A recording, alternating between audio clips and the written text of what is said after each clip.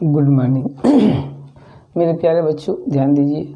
आज हम आप लोगों को विशिष्ट प्रतिरोध, भौतिक विज्ञान कक्षा 12वीं के टॉपिक है विशिष्ट प्रतिरोध के बारे में जो है कि बताने जा रहे हैं। ठीक है ना, कि विशिष्ट प्रतिरोध किसे कहते हैं। तो किसी भी चालक में उत्पन्न विद्युत क्षेत्र की तीव्रता E, किसी चालक में उत्पन्न विद्युत क्षेत्र की तीव्रता E तथा उसके धारा घनत्व J के अनुपात को विशिष्ट प्रतिरोध कहते हैं। किसे कहते हैं? किसी भी चालक में उत्पन्न विद्युत क्षेत्र की तीव्रता E तथा उस चालक के धारा घनत्व J के अनुपात को विशिष्ट प्रतिरोध कहते हैं और इसे टाउ से प्रदर्शित करते हैं, रो से।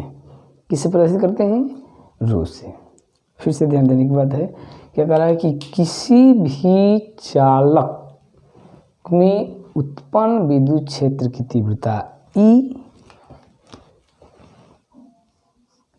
तथा इसके धारा घनत्व J के अनुपात को उस चालक का विशिष्ट प्रतिरोध कहते हैं और उसे टाउ से प्रदर्शित करते हैं। तो tau equal E by J। यदि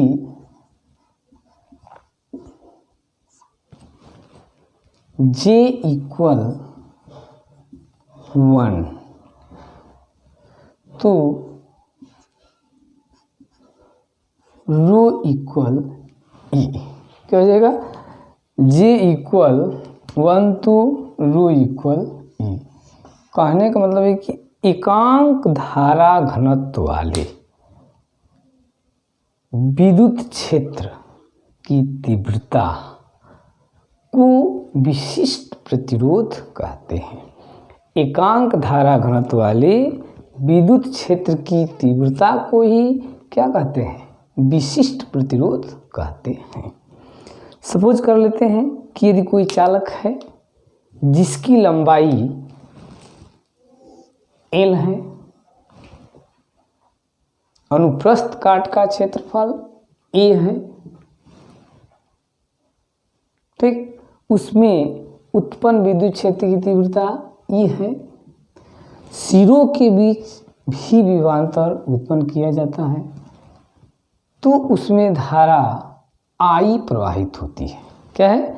सपोज करते हैं कि कोई चालक L लंबाई का है, अनुप्रस्थ काट का क्षेत्रफल A है, सिरों के बीच विभवांतर भी स्थापित करने पर उसमें बहने वाली धारा का मान I है, तो E इक्वल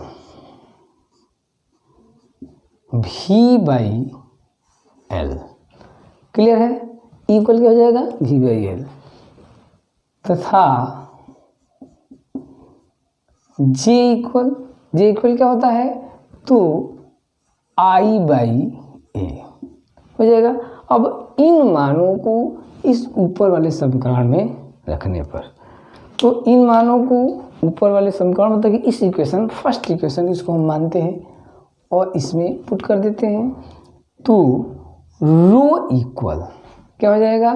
E की वैल्यू रख दीजिए V बाई L, ठीक है, बटे अब J की वैल्यू रख दीजिए I बाई A, या हम लिख सकते हैं, या रो इक्वल क्या लिख सकते हैं?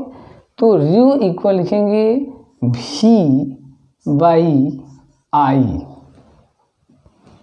Into A by L। एकदम लिख सकते हैं ना।